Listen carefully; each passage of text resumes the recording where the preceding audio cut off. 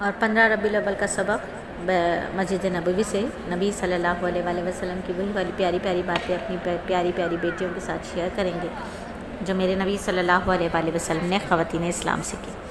اما عائشہ رضی اللہ تعالیٰ عنہما فرماتی ہیں کہ نبی صلی اللہ علیہ وآلہ وسلم کی وفات تک آپ صلی اللہ علیہ وآلہ وسلم کے اہل ویال نے کبھی 2 دن مسلسل جو کی روٹی سے پیٹ بھر کر کھانا نہیں کھایا، یعنی کھجوروں سے۔ اگرچہ اس کی نوبت آ گئی ہو لیکن روٹی سے کبھی یہ نوبت نہیں آئی کہ مسلسل 2 دن ملے ہو۔ کبھی کبھی گیہوں کی روٹی بھی تناول فرمائی گئی۔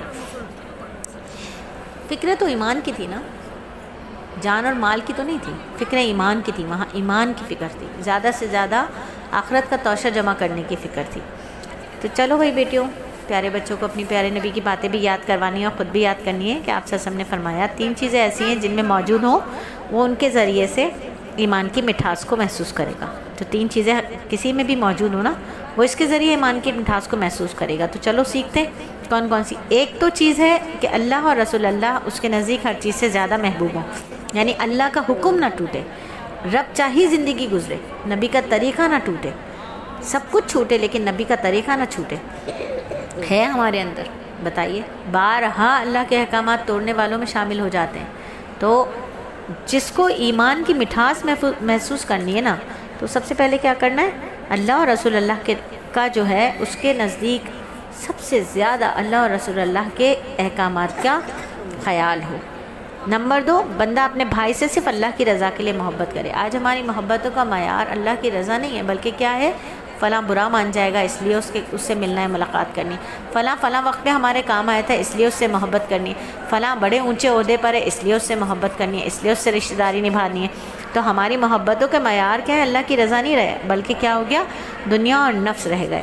اور کفر میں جانے کو اس کے بعد اللہ تعالیٰ نے اسے کفر سے نجات دی، مگر ایسا مکر و معیوب جانے جیسے آگ میں جانا، یعنی خدا نخواستہ ایسی کوئی بات نہ کرنا کہ داخل کفر ہو جائے۔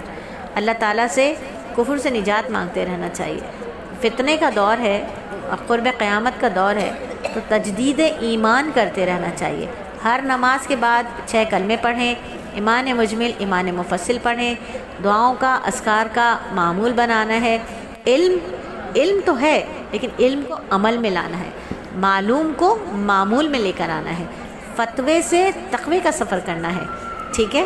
تو انشاءاللہ تعالیٰ دعا یہی کہ اللہ رب العزت ہم سب کو قبول فرمائے۔ یہ دیکھو بچوں کو لے کر آئے ہیں مسجد نبوی میں شور کرنے کے لیے۔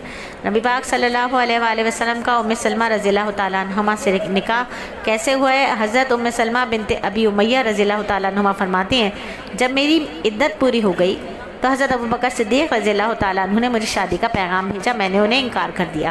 پھر نبی صلی اللہ علیہ وآلہ وسلم نے ایک آدمی بھیجا، میں نے اسے کہا کہ اللہ کے رسول کو بتا دو مجھ میں غیرت کا مضمون بہت زیادہ ہے، میرے بچے بھی ہیں اور میرا کوئی سرپرست یہاں موجود نہیں۔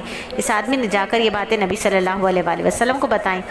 نبی صلی اللہ علیہ وسلم نے فرمایا جا کر ام سلمہ سے کہہ دو کہ تم نے جو کہا ہے مجھ میں غیرت کا مضمون بہت زیادہ ہے، تو میں اللہ تعالیٰ سے دعا کروں گا کہ یہ غیرت کی زیادتی جاتی رہے گی، اور تم نے جو کہا کہ میرے بچے بھی ہیں تو تمہارے بچوں کا بھی انتظام ہو جائے گا، تم نے جو کہا میرا کوئی سرپرست یہاں نہیں تو تمہارا کوئی موجود یا غیر حاضر سرپرست مجھ سے شادی کرنے پر ناراض نہیں ہوگا۔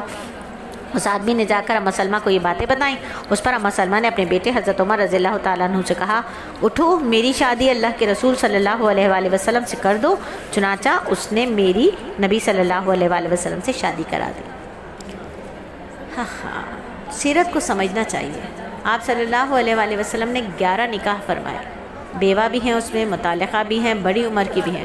سیرت کو سمجھیں گے تو معلوم چلے گا کہ دوسری شادی، تیسری شادی، چوتھی شادی کرنی کیسے ہے اور کیوں کرنی ہے، کہاں آ کے اس کی ضرورت ہے۔ تو اللہ رب العزت ہمیں دین اسلام کا صحیح فہم عطا فرمائے، قرآن اور حدیث کو سمجھنے کی توفیق عطا فرمائے۔ اللہ ہم سب سے راضی ہو، آمین ثم آمین۔